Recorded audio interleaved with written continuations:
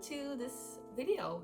This is a special and my first Q&A I've done here on this channel.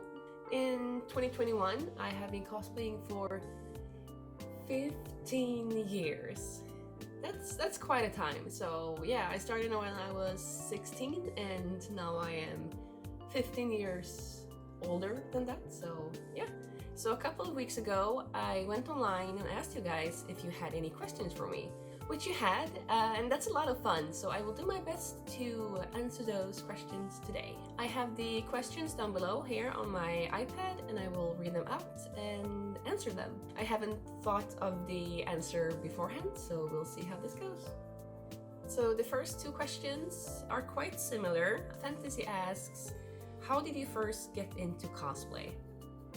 And Kaxor asks, how could you find cosplay 15 years ago? I hadn't heard of it since 2010. I found cosplay through something called Mangaka Lund. Today it's called Kodachikai, and they have a convention. I will link it below. It's a great place. You should all go. So anyways, when I entered high school, I met a new friend and she introduced me to this manga club that they had in the town where I went to school. And every week we would watch anime and we would sit and draw manga together and we would learn from each other. It was so much fun. And all my friends in high school I met through this club. Growing up earlier, before I was in high school, I was the lone nerd. I didn't know anyone who enjoyed this kind of stuff. But then I met people who did, and it was so much fun. And they introduced me to cosplay. So I knew what cosplay was already by 2004 when I first got into this club. But I did not cosplay until 2006 because I did a study abroad for a year. And during this time, in 2005, the first Kodachikon was held, the first ever Kodachikai convention, where my friends cosplayed. And when I got back to Sweden in 2006, my friends were going to cosplay from Fullmetal Alchemist, which was one of the biggest series at that time. The first version of the anime was out, and the manga was not finalized. Don't watch the first anime, watch Fullmetal Alchemist Brotherhood. It's so much better. The first one is really confusing. So yeah, basically my friends at this manga club were gonna do a group cosplay, and I had long blonde hair, and in Fullmetal Alchemist there's this character called Lisa Hawkeye, and she has blonde hair. So when I put up my hair, I looked a bit like her, so I figured this would be a good character for me to cosplay because I was very intimidated by wigs. A few of my friends had wigs, but I did not. So yeah, the first couple of years when I did cosplay, I used to use my own hair, so most characters were blonde. Yeah, I was introduced to cosplay by friends, and I've gained so many new friends through this hobby, and I just continue doing it because it's so much fun. So yeah, that was a very long answer to the first question. Let's go. Okay, next question. Sting is asking, what series have you cosplayed from the most? I haven't counted. I think it's Dota 2. Yeah, I've done 5 or 6 Dota 2 cosplays. Let's see, I've done Lena, Spectre, Vengeful Spirit, Crystal Maiden, Juggernaut, and then I made a Carrier cosplay for my friend. I didn't wear it, but I made it. So I made 5 Dota 2 cosplays. But then I think it's Boku no Hero Academia, and I might actually have done more. How many versions of Bakugo did I do? Like 3, 4? Very many. So, yeah, I think Boku no Hero has surpassed by now. And I want to do more. There's just so many characters and character designs that I love in this series, so they'll come, I promise you. Kuro Eri 8 or V is asking for something from the early 2000s that you want back or never want back. And when I read this question, the first thing that came to my mind is glomping. I don't see it as much anymore, but at conventions in the early 2000s, that was a thing. People would run up to you and just shout glomp, which is some kind of aggressive hug, non-consensual usually. When you were in cosplay, that was not very fun because people could sometimes break your things, and it was just like really uncomfortable and not really respecting people's personal boundaries in a way. I think that's much better now. People are more woke about that thing, I guess. So yeah, I would not take back glomping. I'm happy it has decreased. I think the free hugs signs have been less aggressive as well. I guess I still see them now and then, but I don't see or experience any glomping anymore. Or maybe it's because I'm not a teenager. I don't know. Yeah, so cosplays not consent was not a thing back in the early 2000s. And then something I would want to take back. I don't know. I think it's evolved in most ways a good way. Next question actually connects to this, I think, in a bit. Bo is asking, what do you think is the biggest difference in cosplay, being a cosplayer, from when you first started out until now?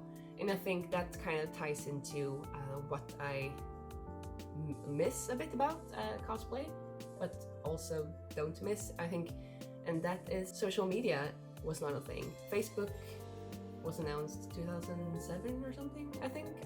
At least I got Facebook, and then we got Instagram and Twitter and TikTok and everything. And before that, there was the cosplay.com page and DeviantArt, where you would post your cosplay pictures and your work, but it was not the same like fast-paced experience, I think. So when I first started out, I did one cosplay a year or two cosplays a year. One in the spring and one in the fall, basically. And that was a lot. Like that was like average. And now people, I think, it's so much fun with social media, and it's more fast-paced and stuff, and you do more things. But also, I think some people might feel pressured to do more and feel like they don't do enough if they only make a cosplay per year. But really, there is no minimum of how much cosplay you can do, because this is for fun. There's no rules to how you cosplay. But I think that's something that I don't want to say I miss it, because that's not true, because I love social media, but there's both good and bad things about it, and I think I could do like a longer video just about that. But I think that's the biggest difference in talking about being creative and being a cosplayer or an artist and making content. That was not a thing. Like, no, it was not, because it didn't exist in that sense. And then, yeah, I don't know. I think that's the biggest difference. Also connected to social media is how accessible everything is. Like, if I want to make something or learn a new skill, I can easily find this on internet. I mean, you could back in the day. It was a bit trickier. There was the forum at cosplay.com, where you could ask someone on DeviantArt, but now if I want to make something, I can use YouTube or go to Google and search in a whole different way. The amount of tutorials and also pre-made costumes is just, and getting a wig and getting contact lenses. I remember, oh my gosh, getting contact lenses for a cosplay, that was a big deal and very expensive. So I think both materials and knowledge is getting a lot more accessible during the time. Okay, so the next question is from Tomokosi. What cosplay have you spent a lot on? Energy, time, and or money, and still feel it could have been better? Basically anything I've ever made, I felt this could have been better. And I think that's the curse of any artist, trying to get to that point of finished, not perfect. That's something that I have had to work with, because I used to be so upset when things did not turn out the way I was, especially my first national championship cosplay.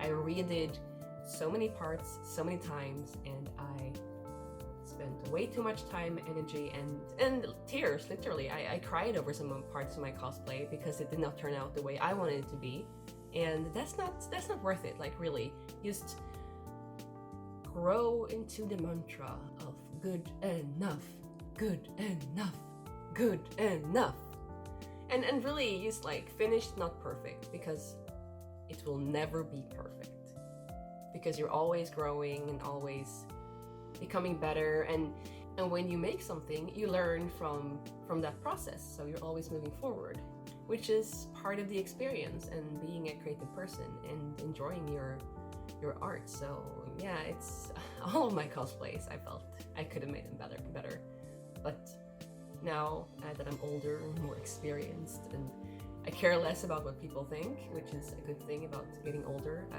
And not being a teenager anymore. I don't care. I don't care. So yeah, I do care, but not as much, which is good. Everything could have been better, but I did them. I finished them. Not all of them. The ones I finished them. The custom gaming community is asking, how did you feel or think the first time you did a public cosplay? And I don't know what you mean by public cosplay. I did cosplaying at the convention 15 years ago, so it's kind of hard to remember. I just remember it being a lot of fun, like being with my friends and feeling like I belonged and I had a good time. I also remember being in cosplay outside of the convention. People know what cosplay is now. People did not know what cosplay was. Some people would wonder and glare and like, it's not Halloween. What are you doing? Are you goth or are you emo or what's this? Why are you dressed like this?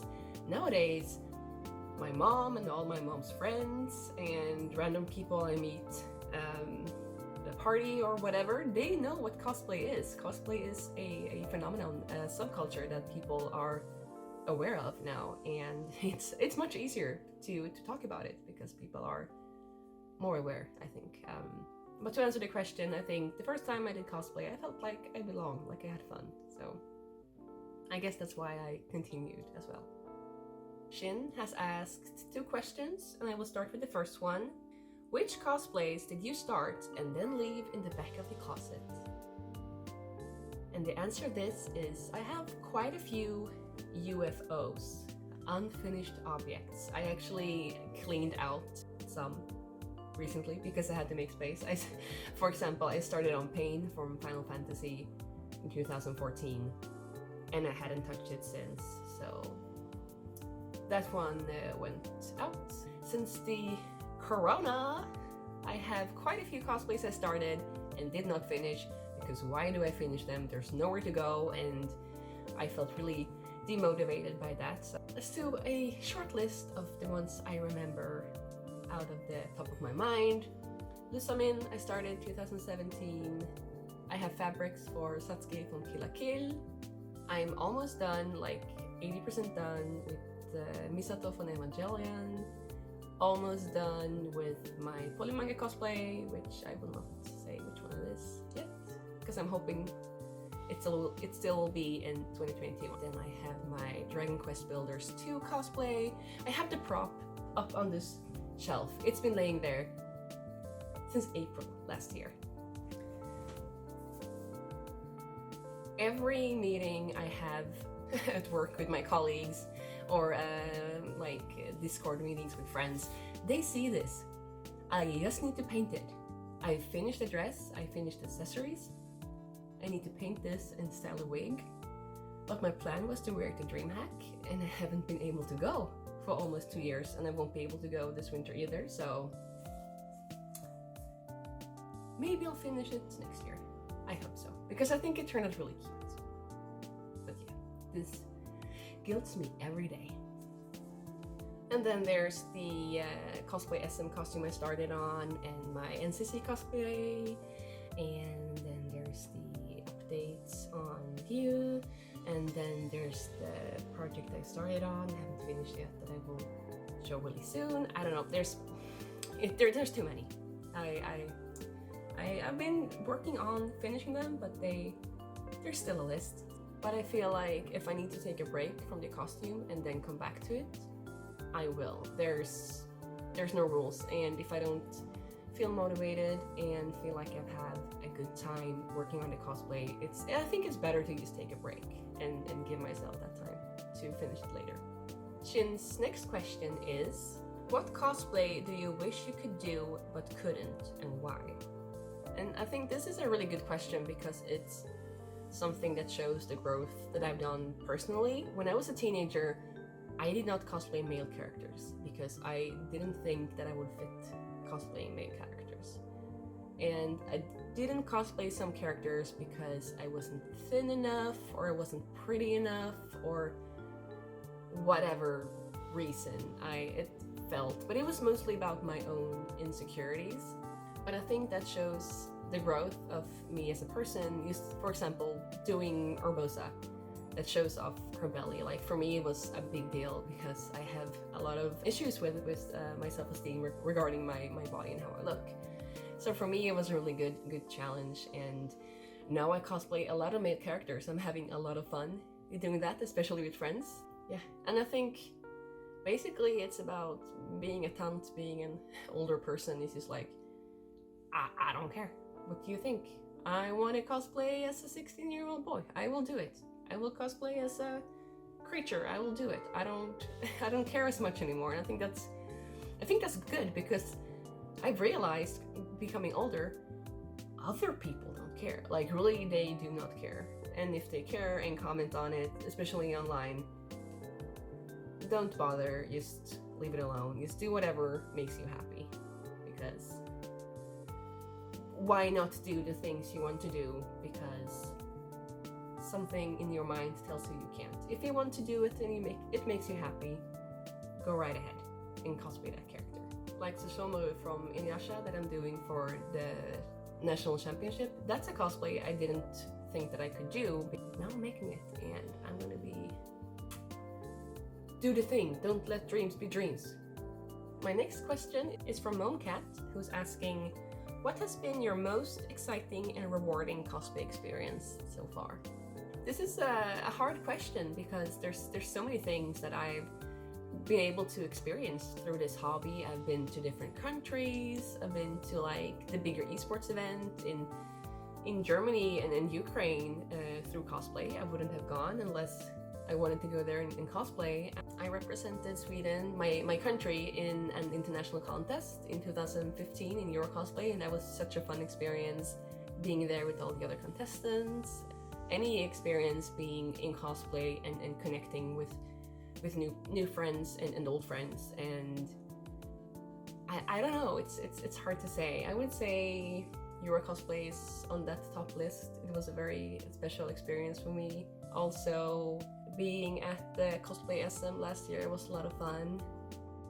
Yeah, it's just an ongoing thing, I think. Oh, and NCC, when I was the assistant for my friend Toka, and she won. That was so much fun. I was so happy for her. It was so exciting. My last question is from Mikam. Thank you for all your continuous support. You're awesome. Anyways, her question is, what's your favorite cosplay to wear? Can either be because of comfort, the character, people's reactions, or anything really.